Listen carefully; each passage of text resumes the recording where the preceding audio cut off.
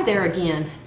I thought it would be wonderful to make a nice dessert for our friends that are coming tomorrow evening, and what better than chocolate? I think everybody loves chocolate, and I thought about a chocolate cake, and I'm like, you know what? Let's make it portable and do chocolate cupcakes. That way, if we have some left over, they can take it back home with them. So the first thing that we're going to do, I've preheated my oven to 350 degrees. You want to get that warm. I've also, since I'm making cupcakes, I've already prepared some pans with the little inserts in them. Got my stand mixer ready. We're going to put our dry ingredients in first, and that is consisting of 2 cups of granulated sugar, 1 3/4 cups of all-purpose flour. We have 1 1/2 teaspoons of baking powder and 1 1/2 teaspoons of baking soda, and that's going to be your, obviously, your leavening that helps it rise and everything. And then we have a teaspoon of kosher salt.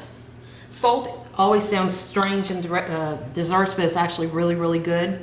It enhances the flavor. And then we have 3/4 cup of unsweetened cocoa. That's your chocolate. And I also add a special ingredient that just really makes it delicious, and that is instant espresso powder. And I'm going to use 1 tablespoon of that. And your instant espresso, your coffee, it doesn't really taste like coffee. It just enhances the chocolate that much more and sends it over the top. Really, really good. So first, let's combine these in our mixer. Just kind of stir them up and try not to get a face full of flour or dry ingredients. You just want to get that mixed up. Okay, it looks good. It already smells so good. Next, we're going to add our eggs. And what I like to do is I like to break my eggs one at a time and then put it in there. The reason being, if you get any shell or anything in there, this really helps make a difference. And obviously, we don't want crunchy eggshells in our cupcakes. So that's your 2 eggs. And next, we have 1 cup of milk. And I'm just using 2%. It really doesn't matter if it's whole or low fat. It's okay. And then we have a 1/2 cup of vegetable oil. You just want a neutral oil for this. And I want to add that these cupcakes are going to be very, very runny. They're going to look, it's going to look wrong, but this recipe is so good. They come out so moist. It's 2 teaspoons of vanilla extract. So let's go ahead and beat this. I start on low so we don't have any splatters. And we're going to beat this until it's well incorporated. About 2 minutes. And I kind of just gradually up my speed on the mixer. Get a little spatula here. That's always good too, to like scrape down your dry ingredients. In this recipe, it may make 24. I'm just doing 18 right now.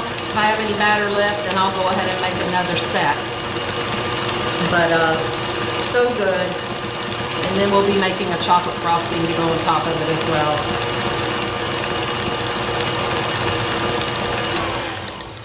So let's scrape that down. Just want to make sure you get all the dry ingredients in there. All right, you can see the batter has been beating for about 2 minutes. And let me show you what that looks like. Now overhead, and it looks like cake batter. But now we're going to add one other thing. I know this seems so odd. We are going to add 1 cup of boiling water. And you want to be very careful because this is very hot. But turn your mixer on and just slowly add that in. It's some kind of magical thing that I can't tell you why it works, but it makes the cupcake so moist. And you can find this similar recipe on the back of your Hershey Cocoa can. I adapted it and added the espresso powder, but you can find that. And if you're going to do cakes, I think I already mentioned this, it's 2 9-inch pans, and you'll cook them for about 30 minutes. Cupcakes are going to take way less time, and that's going to be probably 15 minutes tops. Never want to overcook. It's just like cookies. You don't ever want to overcook your cakes. Okay? So let's stop this, and let me make sure everything is stirred in really well, and it is. Let's see if I can get this off without making a horrible mess. And you pour your batter in here, and then you have a spout, so when you go to put it in your cupcakes, you don't make a mess. It's too hard to obviously pour from this mixing bowl. So let's do that. Boy, it looks so good. It looks like you could just drink that the way it is. It's pretty full. I think we can get most of it all in there though. Okay. Now, I'm gonna move this out of the way. I'll show you how I fill these. And cupcakes are usually always about 2/3 of the way full. Let's see how I do. I'm just eyeballing it. The fuller you make them, obviously they're gonna rise up. I'm making a little mess. It's okay.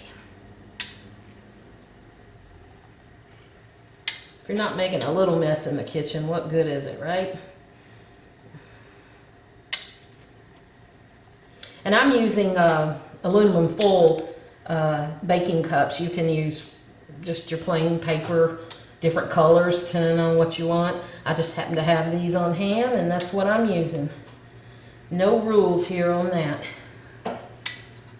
Okay, that's 12. Let's do these 6. You could also do mini cupcakes. I do have mini cupcake pans, and they make mini liners for them, of course. And that would be really cute for a party because they're bite size and everything. So you see we do have some batter left. So we're going to go ahead and put these in at 350, and I would check them at 15 minutes because they go pretty quick.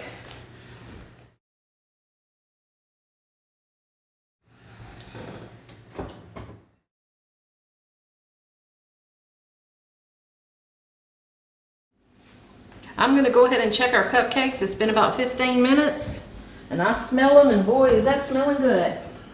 And what you want to do, you can use a toothpick trick. You know, most people put a toothpick in, but I just go like that. And as you can tell, let me show you. See, those are done. They're perfect.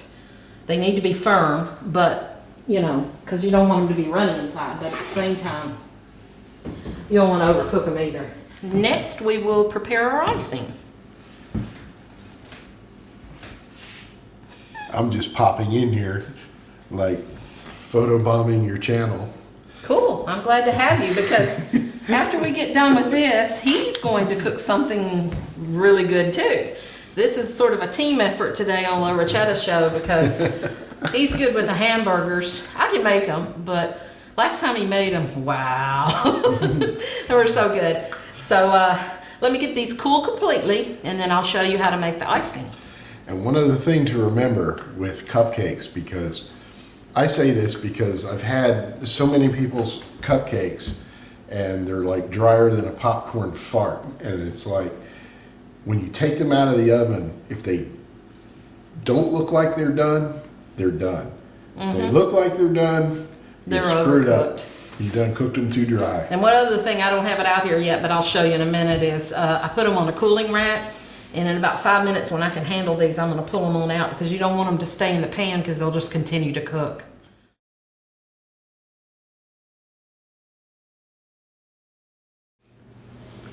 I'm going to make some luscious chocolate frosting to go on these cupcakes that are cooling right here. So the first thing is you want to melt 1 stick of butter, and you want to put this also in your mixer. So we've melted that nice. And then next we're going to add the cocoa.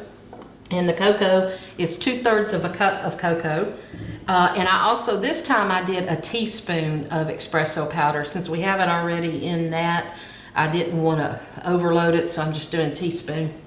But again, that makes that chocolate kind of pop.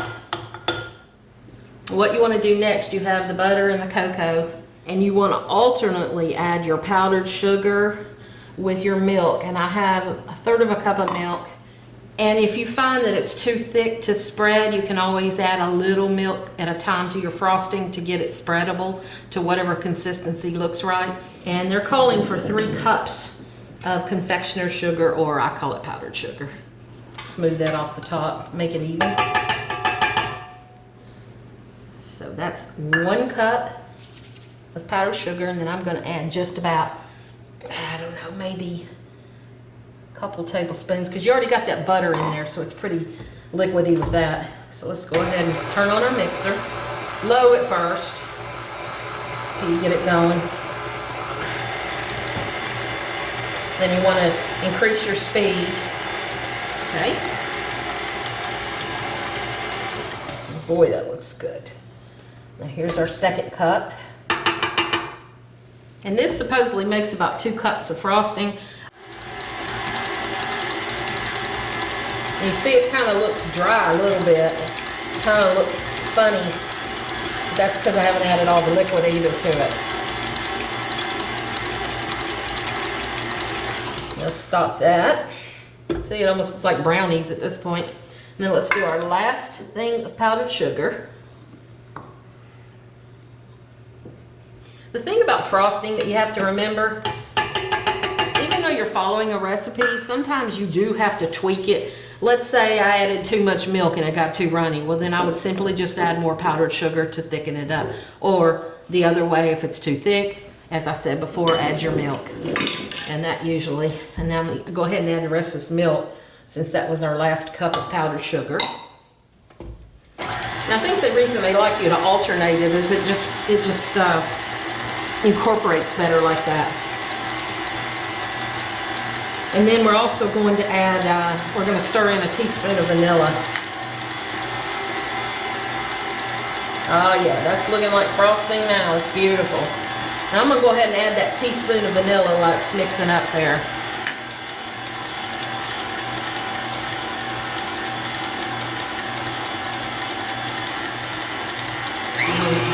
Raise the speed on it.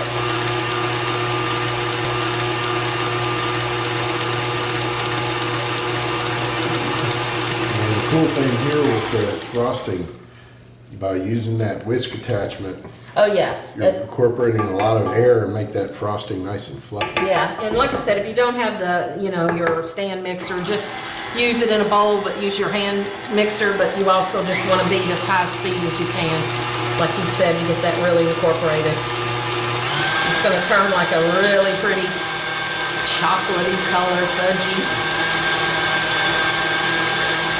And it's looking about right. I don't think I'm going to have to add any liquid to it. Let me show you the consistency. Let's see, you're going to go like this. See how that stands on my finger? That's perfect. Once your cupcakes are cool, you can use whatever tool you have available. Just like this, just a dab. And I'd go around and do them all, just fill in what looks like a reasonable amount of icing, and you can always go back and put more. And that, my friend, is a beautiful Hershey cupcake. What I do is store them in an airtight container. Don't want to stack them because of the frosting, and leave them at room temperature. Don't put them in the refrigerator. So in a few moments, my husband will be on, and he's going to be showing you these beautiful, wonderful stuffed cheeseburgers. See you soon.